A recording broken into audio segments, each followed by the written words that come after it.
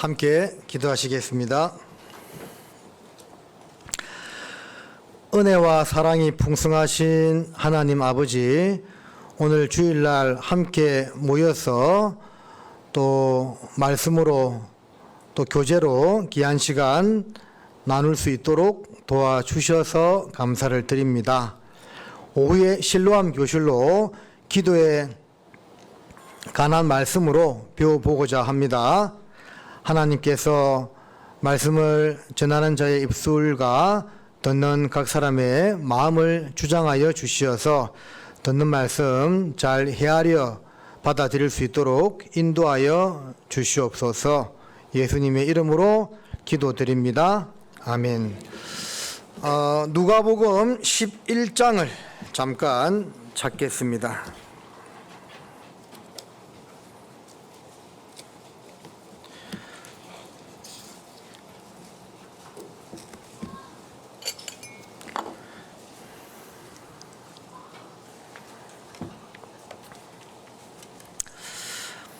누가복음 11장 5절에서 10절까지 말씀을 제가 읽어드리겠습니다. 또 이르시되 너희 중에 누가 벗이 있는데 밤중에 그에게 가서 말하기를 벗이여 떡 세 덩이를 내게 빌리라. 내 벗이 여행 중에 내게 왔으나 내가 먹을 것이 없노라 하면 저가 안에서 대답하여 이르되 나를 괴롭게 하지 말라. 문은 이미 닫혔고 아이들이 나와 함께 침소에 누웠으니 일어나 내게 줄 수가 없노라 하겠느냐. 내가 너희에게 말하노니 비록 벗됨을 인하여서는 일어나 주지 아니할지라도 그 강청함을 인하여 일어나 그 소용대로 주리라. 내가 또 너희에게 이르노니 구하라 그러면 너희에게 주실 것이요 찾으라 그러면 찾을 것이요 문을 두드리라 그러면 너희에게 열릴 것이니 구하는 이마다 받을 것이요 찾는 이가 찾을 것이요 두드리는 이에게 열릴 것이니라. 너희 중에 아비 된 자 누가 아들이 생선을 달라면 생선 대신에 뱀을 주며 알을 달라면 정갈을 주겠느냐.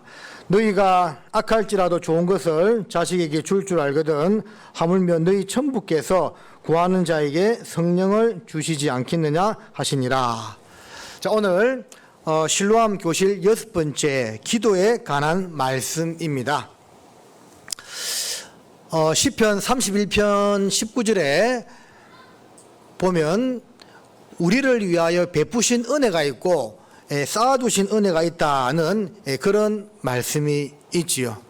그래서 어떤 사람이 이건 지어낸 이야기겠지만 공감되는 내용이더라고요.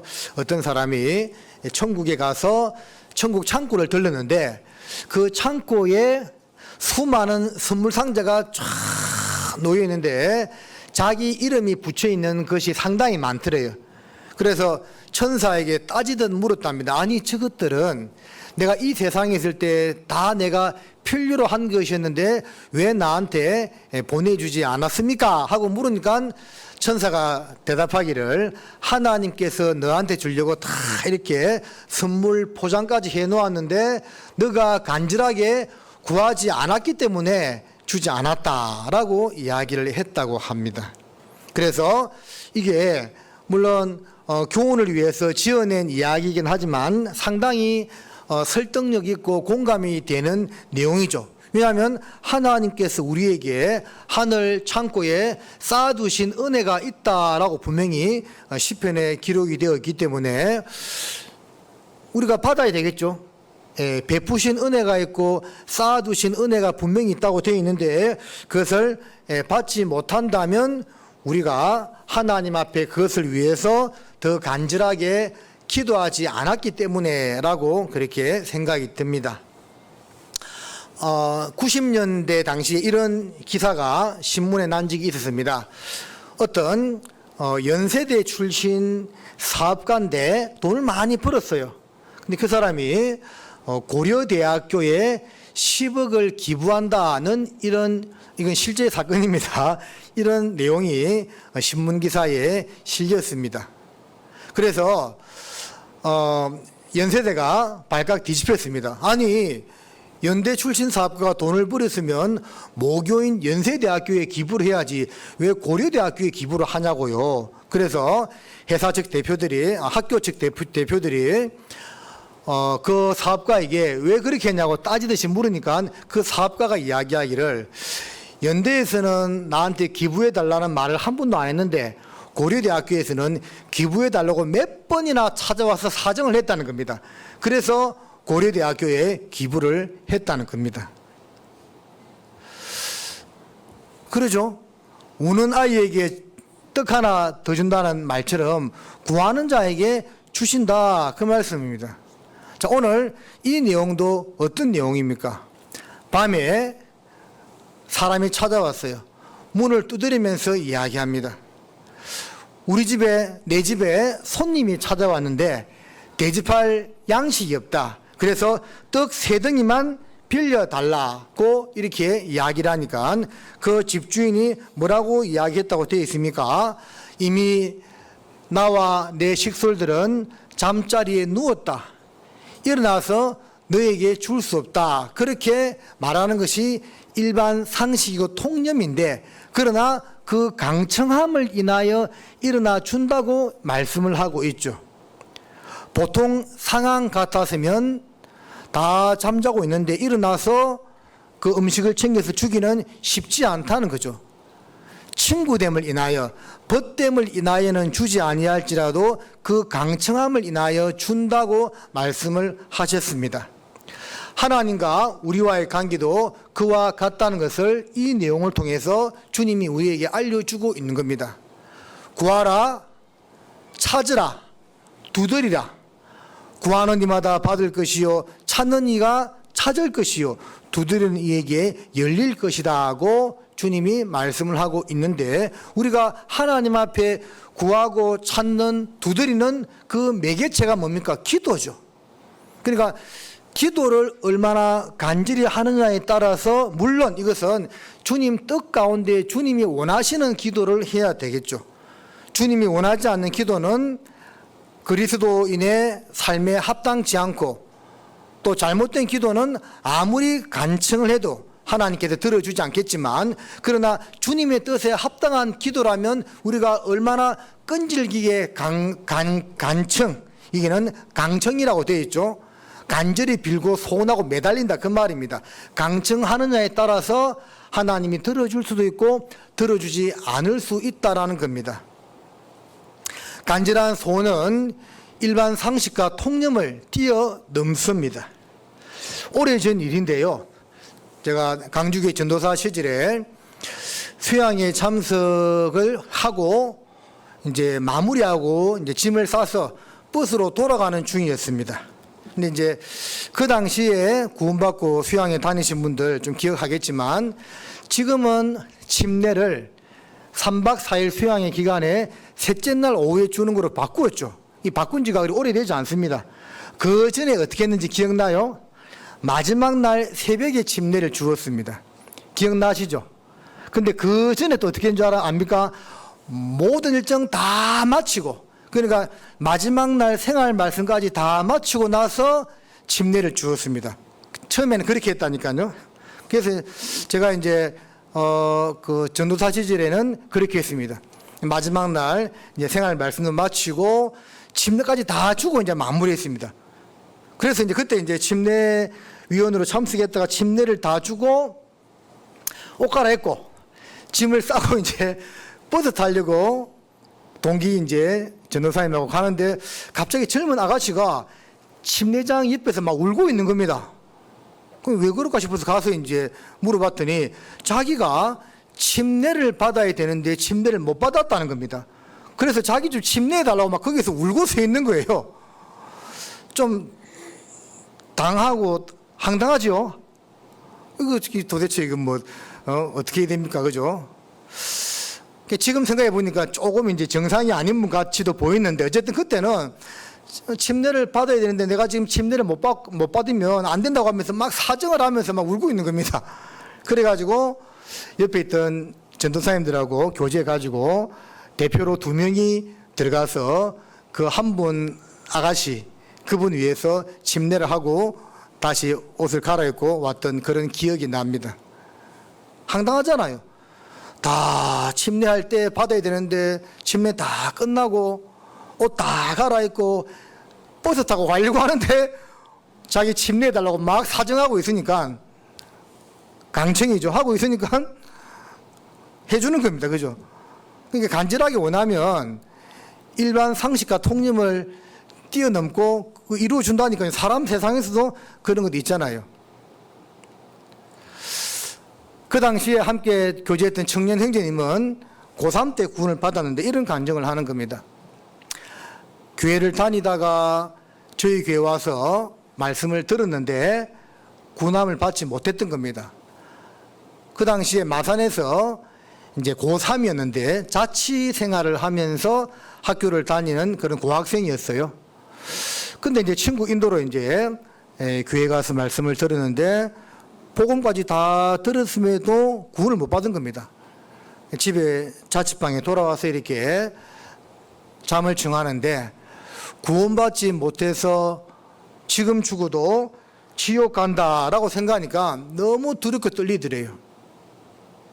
일어나가지고 마산에서 창원으로 넘어가는 마지막 버스를 타고, 그 당시에 강주교회 목사님께서 교회를 맡아서 이제 숨기고 있었는데 전도인 되기 전에 학교 선생님 하면서 교회를 맡아서 이제 봉사하고 계셨어요.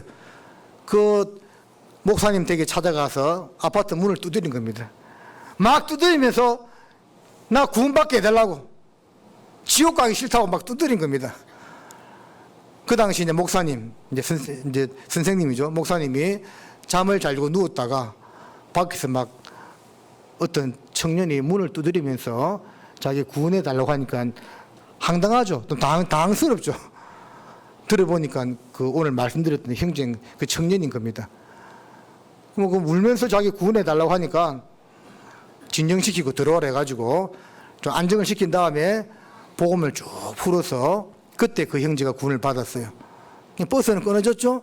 그 집에 재우고 그 다음날 밥 먹이고 바로 학교로 등교시켰다. 그렇게 이게 좀 당황스러운 상황이잖아요. 그죠? 다 집회 마치고 잠자리에 누려고 했는데 밖에서 막 오늘 이 상황처럼 문을 두드리면서 이게는 떡 3덩이 달라고 했는데 거기는 나 좀 구원해 달라고. 간절하게 구하면, 주님 뜻 가운데서 무엇이든지 간절하게 구하면 하나님이 들어준다는 겁니다. 어떤 분은 말합니다. 목사님, 기도하는 방법을 모릅니다. 기도하는 방법이 어렵나요? 생각나는 대로 기도하면 됩니다. 그냥 감사 기도하면 되고, 누구 전도해 달라고 기도하면 되고, 교회 가운데서 기도 부탁 받은 것 있지요. 그거 기도하면 되고, 기도하는 방법이 특별히 정해진 것이 없습니다. 예수님이 가르치는 것도 있죠. 너희는 이렇게 기도하라. 주기도문. 그것은 기도하는 방법을 가르쳤다기보다는 그러한 기도의 자세로 우리가 실제 생활을 해야 된다는 것을 알려주는 말씀이거든요. 그래서 우리가 기도가 참 중요하다는 것은 너무나 잘 알고 있지만, 오늘 이 실로암 교실 6번째 기도 말씀을 통해서 우리가 꼭 알아야 될 것 한 가지만 제가 말씀을 드린다면 강청. 자, 오늘 본문 말씀에 11장 8절 말씀을 한번 같이 한번 읽어보겠습니다. 내가 너희에게 말하노니 비록 벗됨을 인하여서는 일어나 주지 아니할지라도 그 강청함을 인하여 일어나 그 소용대로 주리라. 자, 벗됨을 인하여, 친구 사이라도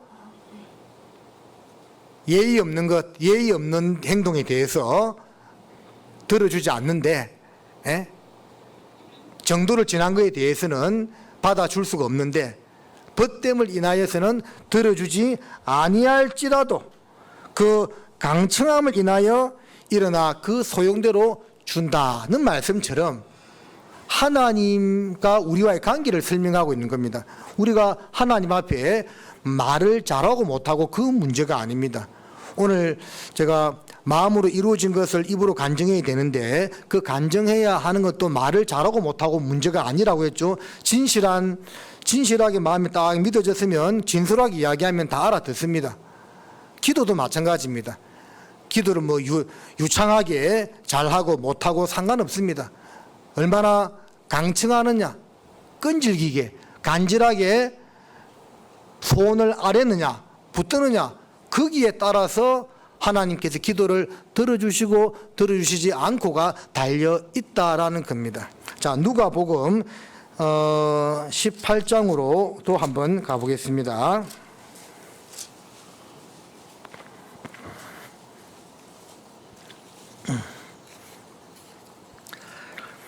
누가복음 18장 1절부터 제가 읽어드리겠습니다. 항상 기도하고 낭망치 말아야 될 것을 저희에게 비유로 하여 가라사대, 어떤 도시에 하나님을 두려워 아니하고 사람을 무시하는 한 재판관이 있는데 그 도시의 한 가부가에서 자주 그에게 가서 내 원수에 대한 나의 원한을 풀어주소서 하되, 그가 얼마 동안 듣지 아니하다가 후에 속으로 생각하되 내가 하나님을 두려워 아니하고 사람을 무시하나 이 가부가 나를 번거롭게 하니 내가 그 원한을 풀어주리라. 그렇지 않으면 멸와서 나를 괴롭게 하리라 하였느니라. 주께서 또 가라사대 불의한 재판관의 말한 것을 들으라 하물며 하나님께서 그 밤낮 부르짖는 택하신 자들의 원한을 풀어주지 아니하시겠느냐. 저희에게 오래 참으시겠느냐.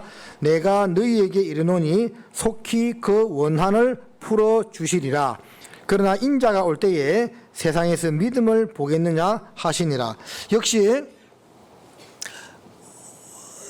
불의한 재판관에 대한 가부의 원한 맺힌 기도, 우리가 잘 알고 있는 내용입니다. 그러나 오늘 이 기도의 주제에 맞추어서 한번 진지하게 생각해 봐야 될 내용인 것이죠.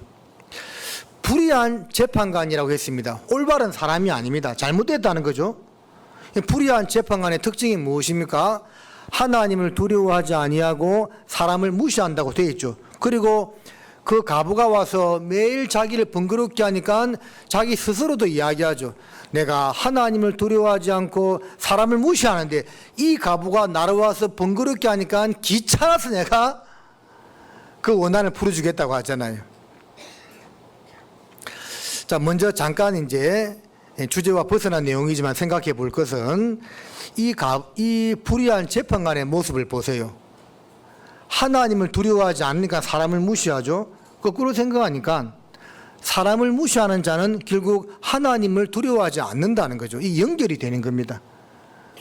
그래서 우리 살다 보면 좀 이렇게 가졌고 좀 많이 배웠고 잘났다고 해서 타인을 좀 무시하는 그런 사람들도 사회에서 볼 수가 있잖아요. 하나님을 몰라서 그런 것이고, 하나님을 안다는 사람이 그런다면 하나님을 전혀 두려워하지 않는 것이지요. 그래서 우리가 이 교회 생활을 하면서 나도 혹시 내 모습 가운데 은연중에 형제자매들을 무시하는 모습이 있지 않나 하는 것을 잘 돌아보고, 그게 바로 하나님을 두려워하지 않은 아주 교만한 모습인데, 그건 고침을 꼭 받도록 그렇게 해야만 되겠습니다. 어쨌든 불의한 재판관조차도 그 가부가 날마다 와서 그렇게 자기의 원한을 풀어달라고 매달리니까 귀찮아서 번거로워서 그 원한을 풀어주었다라고 되어 있지 않습니까? 예수님께서 말씀하시기를 하물며 너희 천부께서 구하는 자에게, 간구하는 자에게 그 원을 들어주지 아니하겠느냐고 말씀을 하고 있죠. 그래서 기도는 방법도 중요한 것이 아니고 어떻게 하는 것도 중요한 것이 아닙니다. 기도의 가장 중요한 것은 무엇이냐면 얼마나 간절하게 기도하느냐, 기도하지 않느냐, 그게 제일 중요한 겁니다. 예수님께서 겟세마네 동산에서 어떠한 모습으로 기도하셨습니까? 아버지여, 할만하시거든 이 잔을 내게서 피하여 가게 하여 주옵소서. 그러나 나의 원대로 마옵시고 아버지의 원대로 되기를 원하나이다면서 얼마나 간절하게 기도하셨으면 땀이 피가 되는, 의학적으로 헤마시스로티트 현상이라고 하는데 그런 현상이 일어났겠습니까? 우리 가운데 누구도, 저도 뭐 그런 적은 물론 없습니다만, 땀이 핏방울 되도록 정말 극도의 긴장감이나 간구 가운데 그러한 현상이 나타난다고 하는데, 우리 주님께서 그와 같이 기도하셨다라는 겁니다. 그분이 하나님이거든요. 하나님이지만 아들의 위치에서 인류 구원을 위해서, 나를 위해서 그와 같이 기도했다는 것을 생각해 볼 때, 우리도 기도하면 먼저 우리가 떠올라야 할 것이 정말 간절하게 집중을 해서 기도해야 한다는 겁니다. 기도하는 방법을 조금 굳이 말씀드리자면 입으로 대내이는 것이 좋습니다.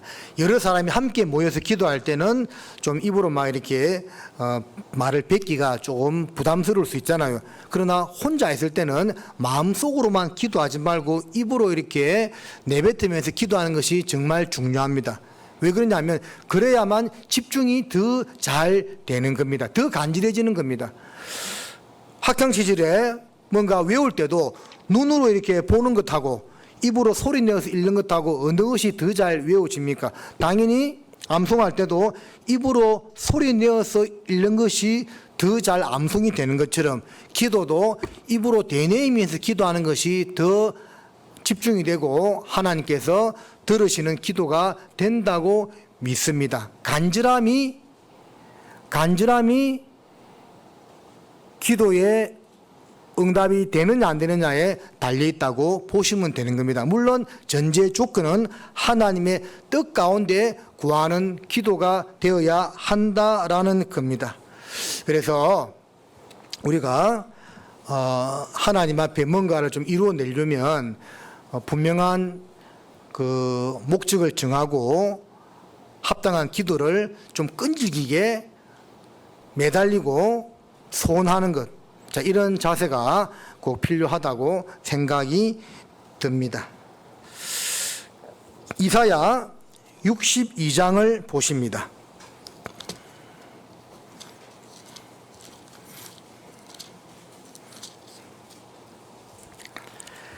이사야 62장 6절과 7절 말씀입니다. 이사야 62장 6, 7절 제가 읽어드리겠습니다. 예루살렘이여, 내가 너의 성벽 위에 파수꾼을 세우고 그들로 종일 종야에 잠잠치 않게 하였느니라. 너희 여호와로 기억하시게 하는 자들아, 너희는 쉬지 말며 또 여호와께서 예루살렘을 세워 세상에서 찬송을 받게 하시기까지 그로 쉬지 못하시게 하라. 자, 하나님으로 하여금 쉬지 못하게 하라고 되어 있습니다. 그런데 그 하나님을 쉬지 못하게 하는 것, 하나님을 일하시게 하는 가장 큰 도구가 뭐냐? 우리의 기도다, 그 말입니다. 제가 우리 성도님들에게 하루에 10분 이상 기도하자, 그런 부탁을 틈틈이 드리잖아요. 물론 여기서 말하는 10분은 뭐 식사기도 이런 거 빼고 따로 시간을 내어서 조용히 기도하는 것을, 집중해서 기도하는 시간을 말하고 있습니다. 아마 10분이 아니라 뭐 30분 더 하는 분도 있을 줄로 압니다만, 죄송하지만 하지 못하는 분들도 있을 거라는 생각이 듭니다. 10분이 결코 짧은 시간이 아니에요. 그러나 우리 모든 성도님들이 그 시간만큼만 교회와 복음 전파, 또 본인 스스로 기도해야 될 내용들이 많지요.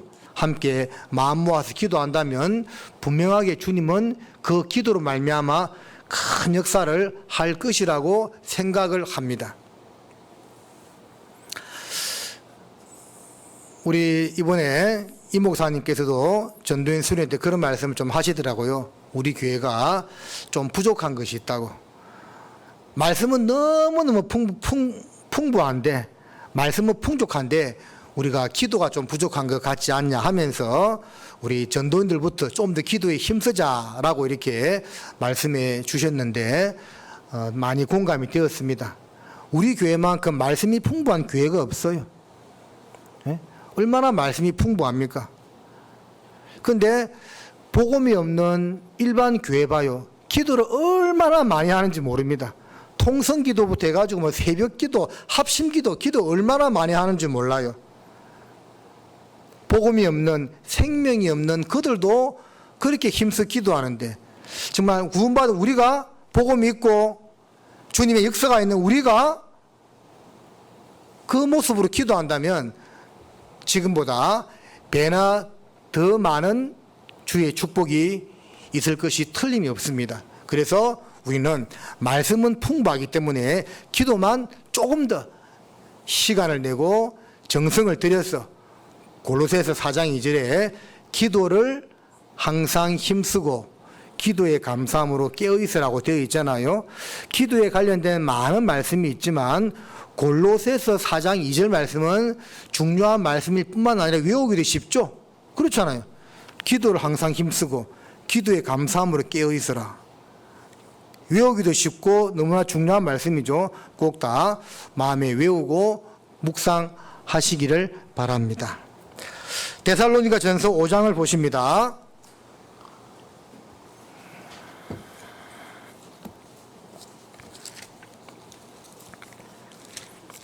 데살로니가 전서 5장 왜 기도해야 되는가 뭐를 먼저 오늘 남은 시간 잠깐만 왜 기도해야 되는가, 무엇을 기도해야 되는가, 언제 기도해야 되는가 몇 가지만 좀 생각해 보는데, 먼저 왜 기도해야 되는가, 데살로니가 전서 5장 17절 함께 읽습니다.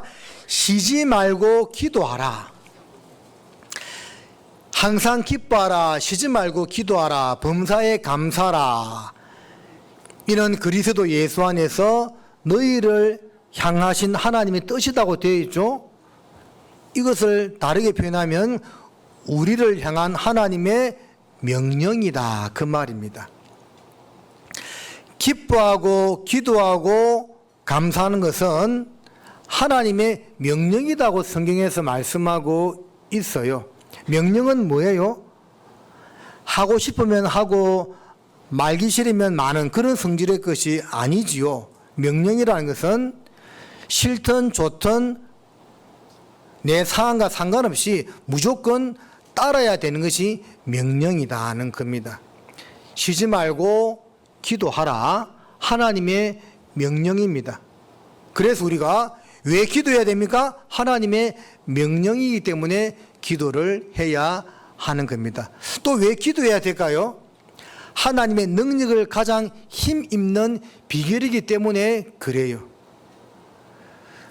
지난번에 하늘 문을 열리면이라는 말씀에서도 비록 죄를 지어서 하나님이 하늘 문을 닫고 비를 내리지 않는 상황이 생긴다 하더라도 회개하고 기도하면 다시 하늘 문을 열고 비를 내려준다고 했잖아요. 그러니까 기도함으로써 하늘 문을 다시 연다는 겁니다. 엘리야는 우리와 성정이 같은 사람이로되 저가 기도하니까 3년 6개월간 비가 오지 아니하였고 다시 기도하니까 비가 왔다고 되어 있죠. 그러니까 엘리야가 특별한 사람이 아니고 그 야고보서 5장 말씀에서 엘리야와 우리는 성정이 같은 사람이로되 엘리야나 우리나 똑같은 사람이라는 거죠. 그도 하나님의 일꾼이고 우리도 일꾼이고 그도 자녀고 우리도 자녀고 그래서 엘리야가 했다면 너희들도 할 수 있다라는 거지요. 근데 왜 이제 하지 못하느냐 하는 것을 생각해 본다면 여러 가지 이유가 있을 수 있겠지만 일단 간절함, 그 간절함이 우리가 좀 부족해서 그렇지 않나라고 생각이 들어요. 역대하 16장을 보십니다.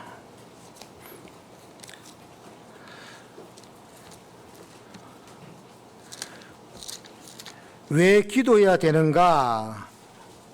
두 번째 이유는 하나님의 능력을 힘입기 위해서입니다. 역대하 16장 9절 여호와의 눈은 온 땅을 두루 감찰하사 전심으로 자기에게 향하는 자를 위하여 뭘 베푼다고요? 능력을 베푸시나니. 자, 하나님 눈은 어떻게 한다고요? 온 땅을 두루감찰한다, 그 말입니다. 자, 여러분, 지금 지구에 있는 사람의 인구가, 우리 인구가요, 거의 80억을 돌파할 수준에 이르렀습니다. 통계를 보니까 79억 9,999만 몇 대 있더라고요. 이게 이제 며칠만 지나면 80억을 이제 뭐 올해 안에 돌파하지 않을까 싶은데요. 80억의 인구가 동시에 다 기도를 하면 하나님 그걸 한 사람이 기도하는 것처럼 일일이 다 들으실 수가 있을까요, 없을까요? 네? 있다니까. 그래서 하나님입니다. 사람은 여기 있는 여러분들이 동시에 이야기하면 알아들을 수가 없어요. 근데 하나님은 80억의 인구가 동시에 기도를 한다 하더라도 한 사람이 기도하는 것처럼 다 알아들으시는 분이라니까요. 그래서 이 말씀이 그 말씀이잖아요. 여호와의 눈은 온 땅을 두루 감찰하사 전심으로 자기를 향하는 자를 위하여 그 사람에게 능력을 베푸신다고 되어 있지요. 아사 왕이 하나님을 의지하고 간절하게 구했을 때는 에티오피아 100만 대군이 쳐들어와도 물리쳤는데 하나님을 의지하지 않으니까 불과 몇십만 군사가 쳐들어와도 졌다고 되어 있거든요. 하나님을 의지하느냐 의지하지 않느냐에 달려있다는 거죠. 왜 기도해야 된다고요? 하나님의 능력을 힘입는 비결이라는 겁니다. 한 주간 이렇게 대전도 집회를 하다 보면 뭐 저만 그런 것을 느끼는지는 모르겠지만 조금 그런 기분이 들 때도 있습니다. 처음에는 집중이네, 집중. 새로 식구들 몇 명 모시고 오고 막 힘도 나고 집중이 되거든요. 근데 이게 이제 수요일 지나고 목금토 가면서 조금 힘이 빠져요. 첫날에 가졌던 그 긴장감과 간절한 마음이 뒤에 가면 좀 느슨해지는 것을 느낄 때가 있습니다. 사실은 이제 말씀이 전해지면 전해질수록 가면 갈수록 더 중요한 말씀이 전해지죠. 그래서 오히려 긴장감과 간절함이 가면 갈수록 더 올라가야 되는데 이게 좀 처질 때가 있습니다. 그래서 우리가 이번에는 그러지 말고 이제 좀 더 집회를 쭉 하다 보면 뒤에 가면 조금 이제 좀 지칠 때가 있는데 더 힘을 내고 더 간절하게, 예수님께서 40일간 금식하고도 기도하고 사단의 시험을 물리쳤잖아요. 싸워서 우리가 이겨야 됩니다. 마귀와 싸워서 이기는 것도 우리의 기도의 힘이 가장 크다는 것을 성경은 우리에게 일러주고 있습니다. 하나님의 명령이기 때문에 기도해야 되고 하나님의 능력을 받기 위해서 기도해야 되고 그리고 우리가 어떻게 살아가야 할지 하나님으로부터 올바른 인도를 받기 위해서 기도해야 된다고 성경은 말씀하고 있습니다. 잠언 3장 말씀입니다.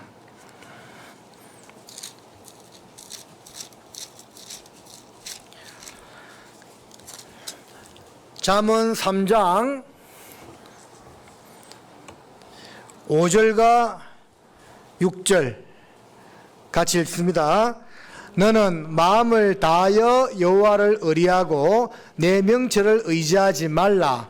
너는 범사의 그를 인정하라. 그리하면 내 길을 지도하시리라. 하나님을 의리하고 구하는 거 기도죠, 그죠? 하나님을 인정하고 범사의 그를 인정하고 하나님께 의리하고 물어보는 것 기도죠. 그리하면 내 길을 지도하시리라 그 말씀하고 있습니다. 뭐 다윗에 관련된 내용들은 내가 여러 번 말씀드렸잖아요. 하나님께 묻고 답을 구하는 그 다윗의 자세. 이사야 30장에도 하나님께서 이스라엘 백성들을 향하여 무엇이 죄라고 말씀하셨습니까? 나의 입에 묻지 아니하였으니 죄에 죄를 더했다고 되어 있죠. 애굽으로 내려간 것도 죄지만 그 애굽으로 내려간 것보다 더 큰 죄가 나의 입에 묻지 아니함이 죄라고 주님이 말씀을 하셨습니다. 묻고 답을 구할 때 주님이 올바른 길로 인도해 주신다는 것을 성경은 말씀하고 있습니다. 자, 그 다음에 무엇을 이제 기도해야 되는가 하는 것을 좀 생각해 보면 데살로니가 후서로 다시 가서요. 뒤로 쭉 넘어가서 데살로니가 후서 2장 13절입니다.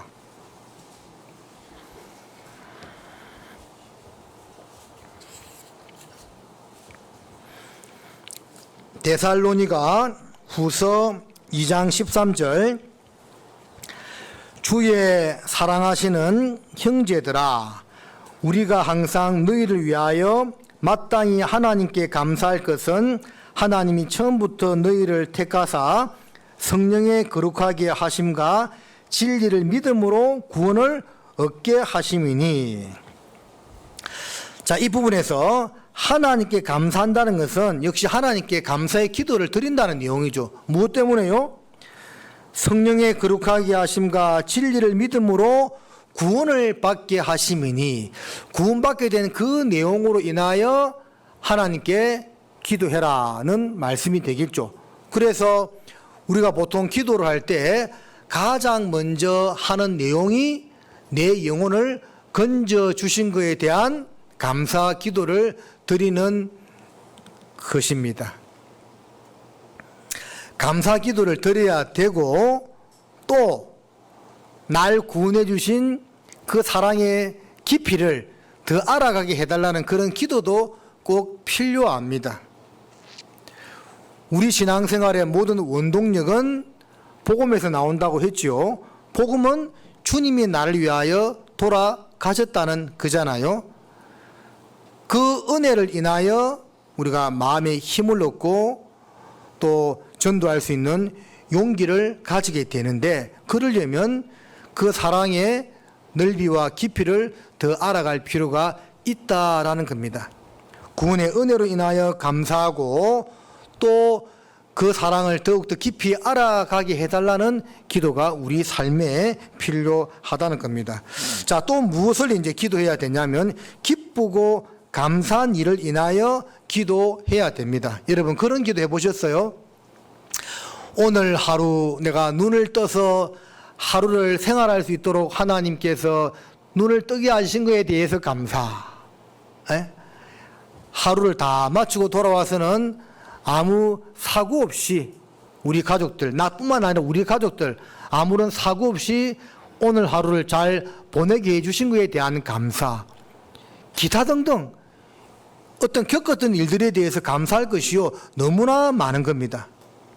어떤 사고를 당했습니까? 불행한 일을 겪었나요? 근데 시편 94편에 보면 우리의 발이 내 발이 미끄러진다 할 때에 주의 인자하심이 나를 붙들었다는 말씀처럼 더 큰 사고, 더 큰 재앙을 만날 수도 있었는데 하나님께서 에벤에셀 여기까지 나를 도우셨다는 말씀처럼 이만하고 거치게 해주신 것에 대해서 감사하고 그렇게 생각이 되는 겁니다. 세상 사람들은 조그마한 불편이나 어려움에 대해서 원망을 할 수가 있지만 우리는 더 큰 어려움을 겪지 않은 것으로 인해서 감사하는 그런 마음을 가지고 하나님 앞에 감사 기도를 해야 한다라는 겁니다. 그래서 구원받은 것으로 인해서 감사 기도해야 되고 겪었던 일들로 인해서 기도해야 되고 감사 기도, 또 어떤 일을 결정할 때 우리 주님께 정말 간절하게 기도해야 된다고 성경은 말씀하고 있습니다. 시편 25편을 잠깐 보십니다.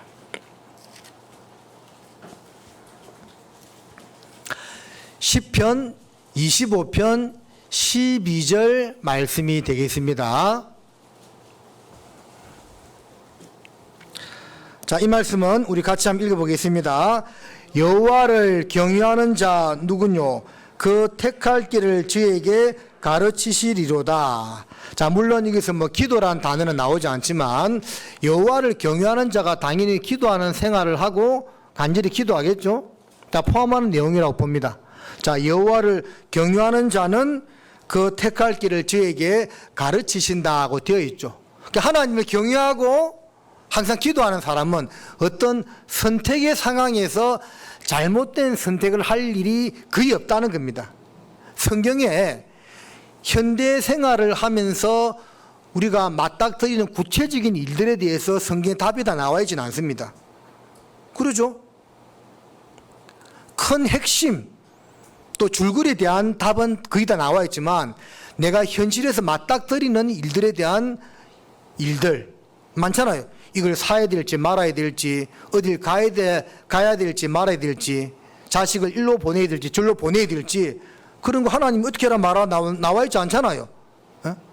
기본적인 틀, 교회를 떠나지 않는 것, 유익이 되는 방향으로 해라. 그건 알지만 또 그 세부적으로 들어가면 또 막 나누어지거든요. 어느 것이 옳은지 참 갈등할 때가 종종 있습니다. 그런데 이게 답이 있죠. 하나님을 경외하는 자는, 경외하는 가운데 항상 기도하는 자는 그 택할 길을 저에게 가르치신다는 말씀처럼 잘못된 선택을 하지 않는다는 거죠. 그래서 기도해야 된다는 겁니다. 또 어떠한 경우에 우리가 기도하느냐? 요한복음 1장으로, 요한 1서입니다. 죄송합니다. 요한 1서 1장으로 가십니다.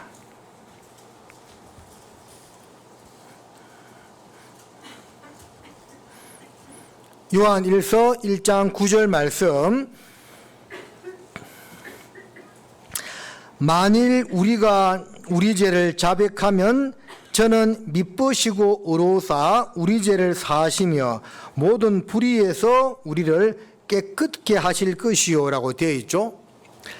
자, 삶 가운데서 하나님께 드리는 자백 기도입니다. 저는 개인적으로 이게 상당히 중요하다고 생각을 합니다. 왜 그러냐면 구원받은 성도님들이 예수님의 보혈로 영원히 속죄받았다는 그것 때문에요. 생활 가운데 짓는 죄에 대해서 대수롭지 않게 생각할 수 있을 것 같아요. 어차피 나 구원받았는데, 영원한 속죄 받았는데 뭐 상관 있나? 물론 확실히 구원을 받았으면 천국 가는 데는 문제가 없겠죠. 그런데 어디에서 문제가 생기냐면 하나님과 교제가 안 돼요. 소통이 안 됩니다. 교제가 안 되고 소통이 안 되면 하나님이 나라는 사람을 들어서 쓰기가 굉장히 어렵다라는 겁니다. 결국은 하나님 앞에 쓰임받지 못하는 존재가 될 수밖에 없다라는 거지요. 그래서 우리는 하나님 앞에 항상 매일매일 기도할 때 자백 기도를 해야만 되는 겁니다. 이게 정말 중요합니다. 자, 이 시편 139편 찾고 조금 더 말씀을 드리면 시편 139편입니다.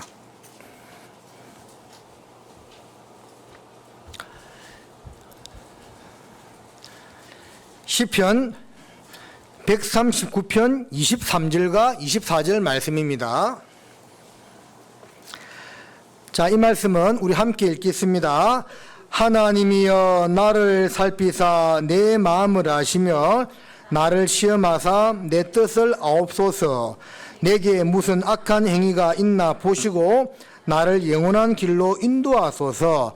자, 다윗의 기도 내용이죠. 시편 139편의 유명한 기도 내용인데 이것을 마무리하면서 다윗이 뭐라고 이야기하고 있냐면 하나님께서 나를 살피고 내 마음을 알고 시험하사 내 뜻을 알고 그리고 내게 무슨 악한 행위가 있나 보시고 나를 영원한 길로 인도해 달라고 말씀하고 있지요. 그러면 지금 다윗은 이 어떤 내용입니까?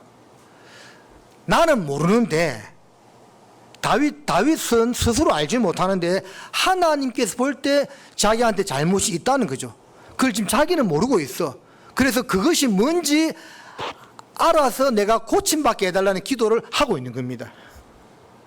그래서 제가 이게 참 중요하다 생각합니다. 왜 그러냐면 저도 그런 것 같아요. 저도 내가 한창 지나서 있잖아요. 그게 잘못이었다는 것을 깨달을 때가 있습니다. 근데 그때 그게 잘못인지 몰랐어요.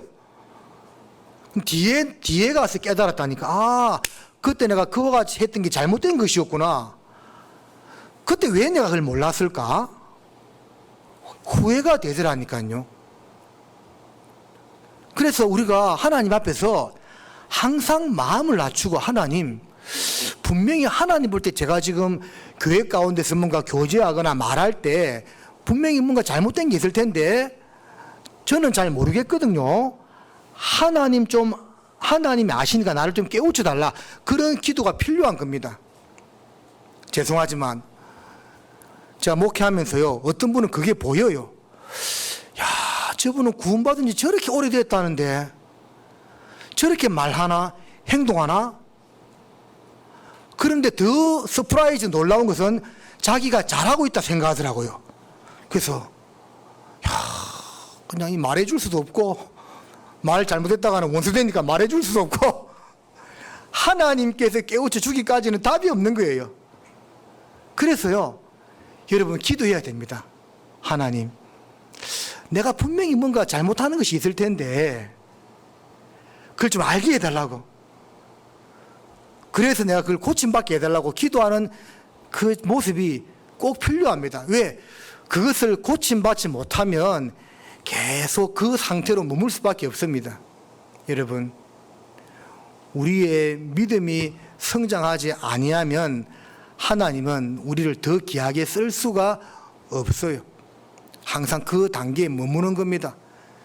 요즘 하는 세상 말로 업그레이드가 안 되는 거예요. 만년 그 모습으로 살다가 그냥 주님 만날 수밖에 없는 겁니다. 그래서요, 다윗은 기도했잖아요. 내게 무슨 악한 행위가 있나 보시고 좀 나로 깨달아 고침받게 해달라고 기도했잖아요.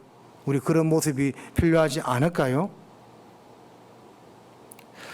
겸손한 자는 항상 기도하고 배우려고 할 거라고 생각을 합니다. 그래서 우리가 기도를 해야 되는 이유가 이런 내용으로 인해서 기도해야 되고, 또 이제 어떨 때 기도해야 되냐면 가장 중요한 것 중에 하나죠. 오늘 찾았던 골로새서 4장 2, 3절 말씀. 하나님께서 전도할 문을 우리에게 열어주사 복음의 비밀을 담대히 알리게 하옵소서 할 것이니라는 말씀처럼 전도의 문을 열어달라고 전도할 때 우리가 또 간절하게 기도를 해야 되겠습니다. 자, 마지막으로 조금만 더 알아볼 것. 그러면 언제 어떻게 기도해야 되나? 이런 이제 또 질문이 생길 수가 있을 겁니다. 시편 5편과 88편에 보면 내가 새벽에 하나님께 기도하고 그 기도가 응답된다는 그런 말씀들이 있습니다. 그래서 그 말씀을 기초로 하면 일찍 이른 아침에 맑은 정신으로 하나님께 기도하는 것이 참 중요한데, 요즘 현대인들은 아침에 일어나서 맑은 정신이 안 되는 것 같아요. 잠이 찌들려가지고 막 잠이 들깬 상태로 막 기도하고 그럴 때도 많지 않을까 싶습니다. 그러나 성경에서는 아침에 하는 기도가 주의 앞에 상달된다고 되어 있거든요. 물론 그럼 다른 때 하는 기도는 하나님 듣지 않느냐? 그건 아닙니다. 다 들으시지만 특별하게 아침에 드리는 기도에 대한 말씀이 나와 있는 것을 보면 일찍 일어나서 기도하는 것이 우리 신앙생활에 큰 유익이 된다는 것을 알 수가 있고, 또 예수님께서 그 누가복음에 나와 있는 기도 습관을 보면 이른 아침에 기도했다고 되어 있고, 또 바쁜 가운데서도 기도했다고 되어 있고, 또 12제자를 세우기 전에는 밤이 맞도록 기도했다고 되어 있고, 십자가 고난을 앞두고는 말씀드린 것처럼 피가 땀이 되도록, 땀이 피가 되도록 간절하게 기도했다는 것을 알 수가 있고, 또 유명한 다니엘의 기도가 있죠. 한번 보겠습니다. 다니엘서 6장입니다.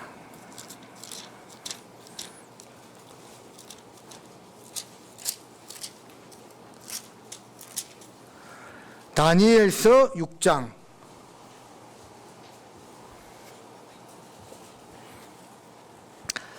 10절 말씀입니다.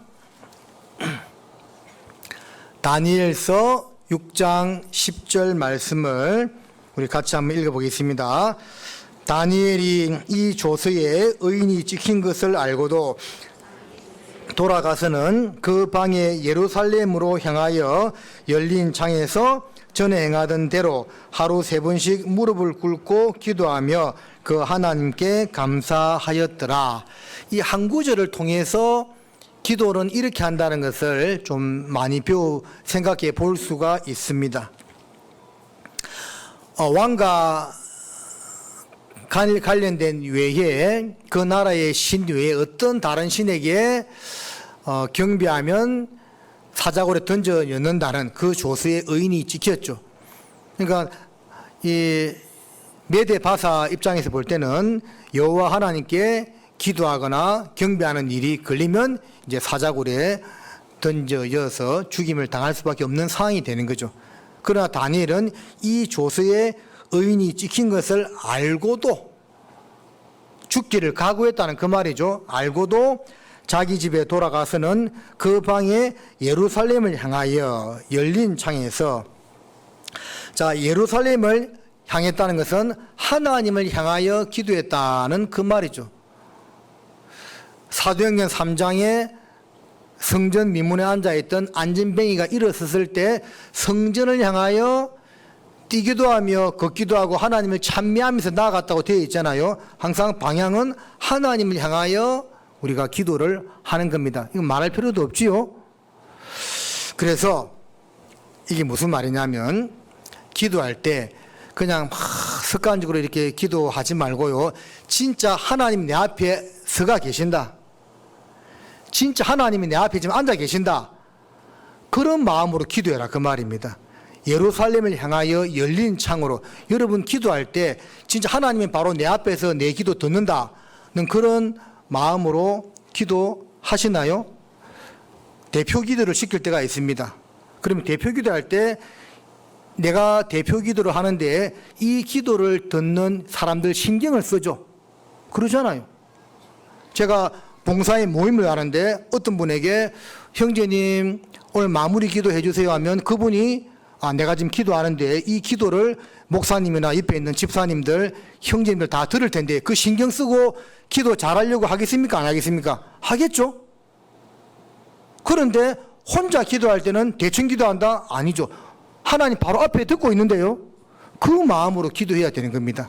예루살렘을 향하여 열린 창에서 진짜 하나님이 이 기도를 내 코앞에서 듣고 있다는 자세로 기도해야 된다니까요. 그게 다니엘의 기도의 모습입니다. 그 다음에 전에 행하던 대로 어떤 뜻입니까? 습관이죠. 습관. 저는 기도든 뭐든 우리가 인생에서 성공하려면 중요한 일들을 습관적으로 해야 된다고 생각을 해요. 제가 우리 아들한테 이야기합니다. 너 좋은 대학 가고 싶냐? 하루에 영어 단어 10개 외우고 수학문제 10개만 풀어라. 그럼 학원 안 다니도 좋은 대학 갈 수 있다. 대신 조건이 있다. 1년 365일 하루도 빠지지 말고 해라. 근데 그걸 못해. 습관이 중요하다니까요. 하루 잠깐 하는 것은 어렵지 않습니다. 하루도 안 빠지고 매일 한다? 그게 힘든 겁니다. 기도는 그래서 힘든 겁니다. 매일 습관적으로 하기가 쉽지 않은 거예요. 여러분, 습관적으로 조는 것도 쉽지 않습니다. 습관적으로 조라. 어떤 분은 습관적으로 그냥 앉아 타면 자동 모드입니다. 자, 습관적으로 하는 게 중요합니다. 좋은 것을. 그리고 그래서 뭐라 되어 있습니까? 하루 3번씩. 자, 3세번이라는 말 많이 하잖아요. 식사할 때도 아침, 점심, 저녁 3번 기도하고 따로 시간을 내어서 다니엘은 이게 하루 3번 기도했다는 이 다니엘의 모습은 식사기도 3번 했다는 그런 뜻이 아닙니다. 식사기도와 별도로 다니엘이 3번 따로 시간을 내어서 기도했다 그 말이거든요. 다니엘이요.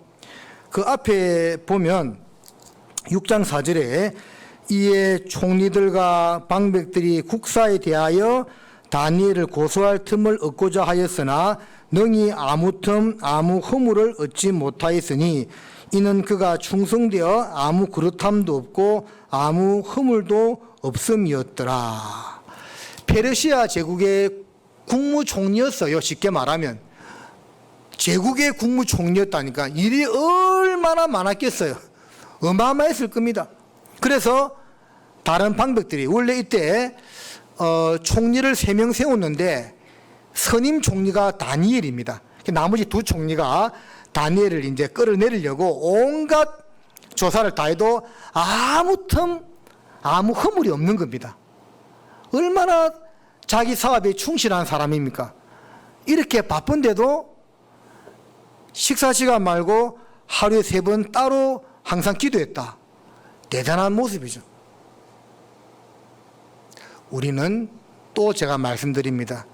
한 번이라도 제대로 하자고요. 한 번이라도. 물론 3번 하면 더할 나위 없이 좋지만 한 번이라도 진지하게 기도하자는 겁니다. 그 다음에 무릎을 꿇고. 자, 무릎을 꿇고는 어떤 뜻입니까? 간절함이죠. 옛날 고을 사또한테 찾아가서 제발 살려달라고 할 때 어떻게 합니까? 서서 살려달라고 이야기하던가요? 무릎 꿇고 싹싹 빌면서 살려달라고 이야기하던가요? 무릎 꿇고 싹싹 빌잖아요. 무릎을 꿇었다는 것은 하나님의 권위 앞에 나를 복종시킨다는 뜻을 담고 있고, 무릎을 꿇었다는 것은 예, 하나님 시키는 것이면 무엇이든지 하겠습니다. 그런 의미를 담고 있고, 무릎을 꿇었다는 것은 그만큼 간절하다는 겁니다. 그래서 우리도요, 기도할 때 물론 걸어가면서 기도할 수도 있고, 대중교통을 타고 가면서 기도해야 할 수도 있고 있습니다. 그런데 그런 거 말고 무릎을 꿇고 좀 기도할 수 있는 시간을 가져야만 되겠다고 생각합니다. 왜? 간절해지는 거예요.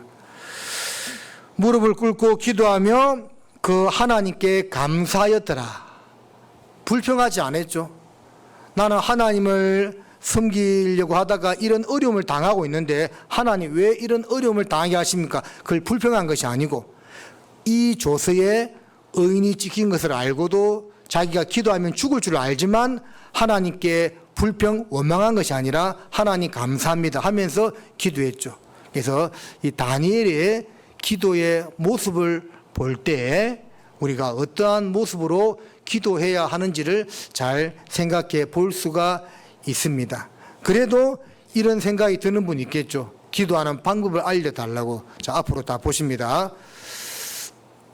첫 번째, 날 구원해 주신 것에 대한 감사 기도를 하면 됩니다. 그리고 두 번째, 오늘 하루를 살면서 있었던 일들에 대해서 주님이 지켜주신 것에 대한 감사 기도를 하면 되는 겁니다. 그리고 세 번째, 전도할 대상자들을 위해서 기도하면 되는 겁니다. 자기가 전도해야 될 사람들도 얼마나 많습니까? 가족들 위해서 기도하고, 또 하다못해 교제 가운데 기도 부탁받은 사람들을 위해서 기도하고, 그리고 네 번째, 이거 순서는 섞어도 상관없습니다. 구원해 주신 그에 대한 감사 기도만 먼저 하면 그냥 말씀드리는 겁니다. 네 번째, 우리 교회를 위해서 기도해야 됩니다. 교회와 관련 기도, 나주 교회를 위한 기도, 해외 선교를 위한 기도, 얼마나 기도할 것이 많습니까? 그것을 위해서 기도해야 되고, 또 다섯 번째, 자기 허물을 자백 기도. 분명히 하루를 살다가 자기 양심 가운데 뭔가 찔리는 것이 있을 수 있습니다. 저도 이렇게 하루를 지내다 보면, 특히 주일날 교회 와서 말씀도 하고 많은 성도들 만나고 이렇게 하루를 마무리하잖아요. 그러면 그날 집에 와서 내가 그때 그렇게 할 필요 없었는데, 그분한테 그 말 할 필요가 없었는데, 그런 거 생각이 날 때가 있습니다. 또 내 행동이 조금 다른 분에게 문제가 되지 않았을까, 그걸 좀 생각이 날 때도 가끔 있습니다. 그게 내 속에 있는 성령이 알게 해주시는 것 같아요. 그거에 대하여 하나님께 자백 기도를 합니다. 그리고 마지막 감사로 마무리하고. 요거 외에 덧붙일 거 많은데 제가 대표적으로 5개 정도만 말씀드렸거든요. 요걸 두고 기도하면 되는 겁니다. 물론 이렇게 조금 다른 모습으로 기도 다 하고 계실 줄로 압니다. 그러나 오늘 이 기도에 관한 말씀을 통해서 정말 한 가지만 말씀드리면, 처음에 드렸던 그 강청, 정말 간절함이 성패를, 우리 신앙생활의 성패를 좌우한다 생각하고, 벗됨을 인하여는 주지 아니할지라도 강청함을 인하여서는 준다는 말씀처럼 주님께 우리가 매달리는 그런 기도 생활을 꼭 했으면 합니다. 기도하시겠습니다. 하나님 아버지, 오늘 말씀 가운데 함께 주셔서 감사드립니다. 사랑하는 우리 성도님들, 기도 생활에 게으르지 않도록 도와주시고 하나님께 간절히 기도함으로 응답받는 신앙생활 될 수 있도록 도와주시고, 한 주간 대중도 집회 그리고 다가오는 학위 수양회를 통해서 많은 영혼들이 구원받음으로 하나님께 영광과 찬양과 감사를 드리는 시간 될 수 있도록 인도하여 주시옵소서. 마치고 돌아가는 발걸음도 함께 해주시기를 바라며 예수님의 이름으로 기도드립니다. 아멘.